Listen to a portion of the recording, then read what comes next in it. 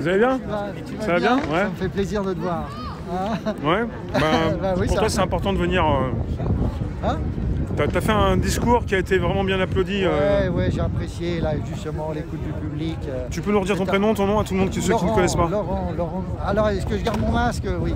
Laurent Chrétien-Marquet. Voilà. On était parti avec toi à l'usine de Toury. Exactement, ça a été un bonheur de t'avoir. Et t'es parti après avec Sophie Tissier. Exactement. Et ça, et on a vraiment fait des étapes.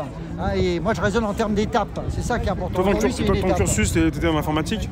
Oui, moi je suis informaticien. Et maintenant tu t'occupes toujours informaticien. Mais tu t'occupes de Toury, tu t'occupes des choses. Depuis T'es concerné par les causes? Je suis concerné complètement par les causes et par les causes très importantes, vitales. Et en particulier, donc Toury, ça c'est la cause de la réindustrialisation française. C'est-à-dire la France a été un très grand pays industriel et conserve un potentiel industriel et de compétences extraordinaires. Et elle doit le conserver, elle doit le développer, et elle va le développer, et on va le développer ensemble. Voilà. Toury, c'est pas fini? Ah ben non, c'est une longue histoire, Toury. Je veux dire, c'était quand même 150 ans de voilà, d'historique. Alors donc, comparativement, Bisous. Je me mets comme ça que tu aurais fait.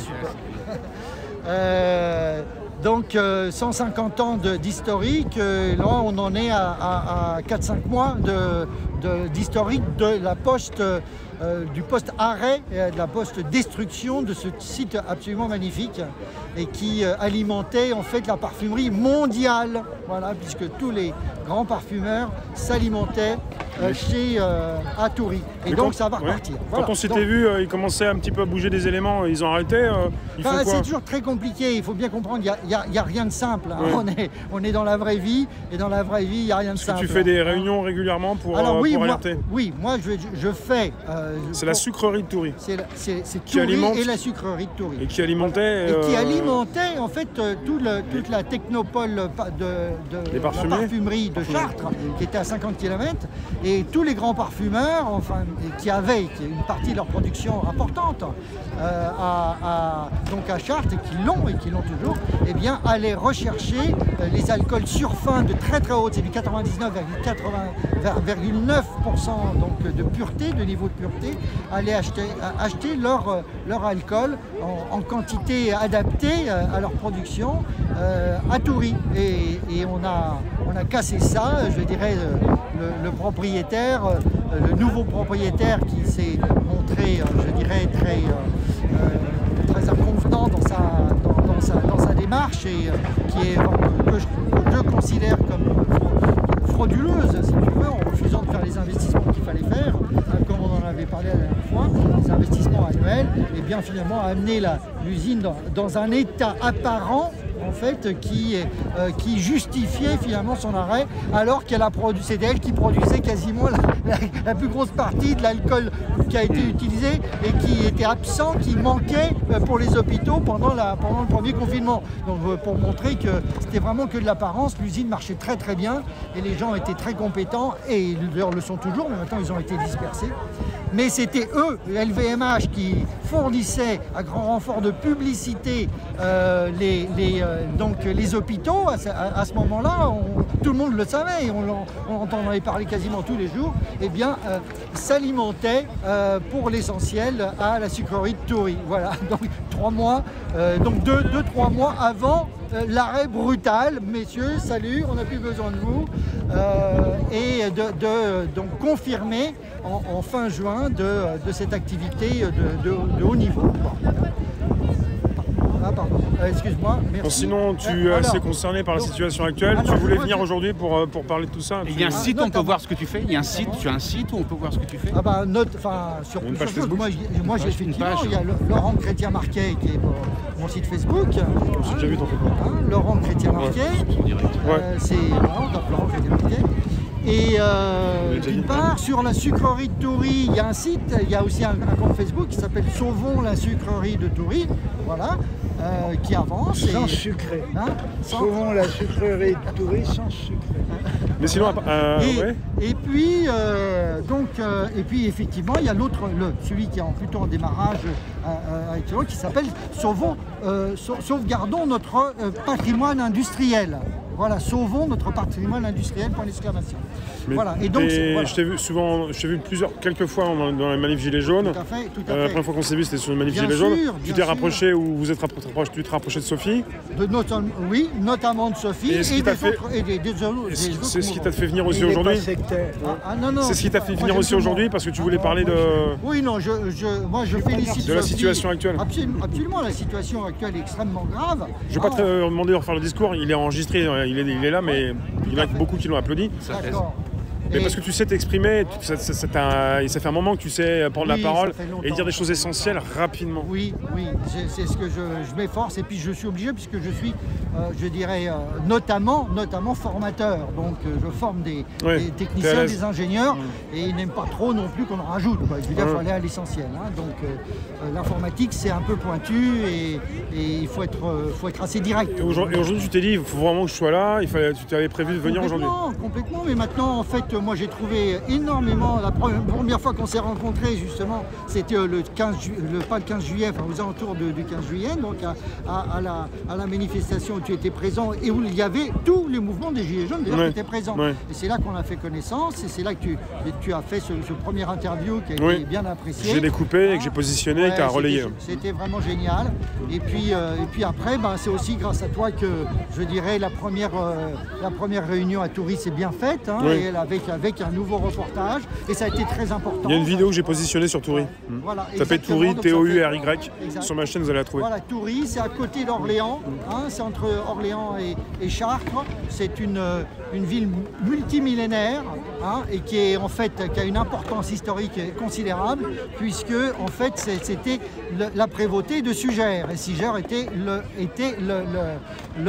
Richelieu du XIIe siècle et c'est lui qui a fondé véritablement, d'un point de vue administratif, a fondé la dynastie des Capétiens. Les Capétiens, les premiers rois capétiens, dont Louis VI, Louis VII, etc., étaient plutôt des bagarres, c'était des gens qui faisaient la guerre, mais ce n'étaient pas des intellos. Et ceux qui tenaient les comptes, qui faisaient fonctionner, je dirais, la production agricole, etc., qui faisaient rentrer les sous, c'était l'Église et c'était notamment l'abbé de Saint-Denis. Voilà. Les impôts, voilà. Et donc, on doit au moins 750 ans, si tu veux, de notre histoire de France, notamment au travail qui a été fait par Sugère et qui a été ensuite bien repris par Richelieu, qui a été ensuite bien repris, etc. Et donc, en fait, Toury est une ville totalement historique. Et d'ailleurs, vous y avez la mini-cathédrale de Saint-Denis, basilique de Saint-Denis, puisque la basilique de Saint-Denis a été construite par Sugère, qui s'est exercée sur l'église Saint-Denis de Toury. Donc pour montrer que c'est un endroit assez exceptionnel. Voilà. Alors donc ça veut dire aussi, c'est pour ça, si tu veux, il y a un lien, il n'y a pas de hasard, c'est un petit peu extraordinaire, quoi. Et donc on a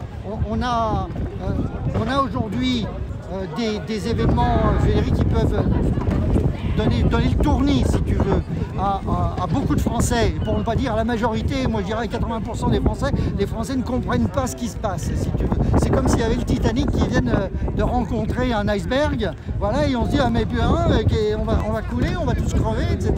Et c'est une surprise totale, parce que je dirais c'est ce premier confinement qui a lieu là, donc il y a 6 mois, et ensuite qui a été prolongé déjà, qui ne devait pas avoir lieu et qui a eu lieu, puisqu'on sait très bien que le confinement est très très mauvais malheureusement pour la population, pour la santé des gens, et qu'il casse complètement l'économie.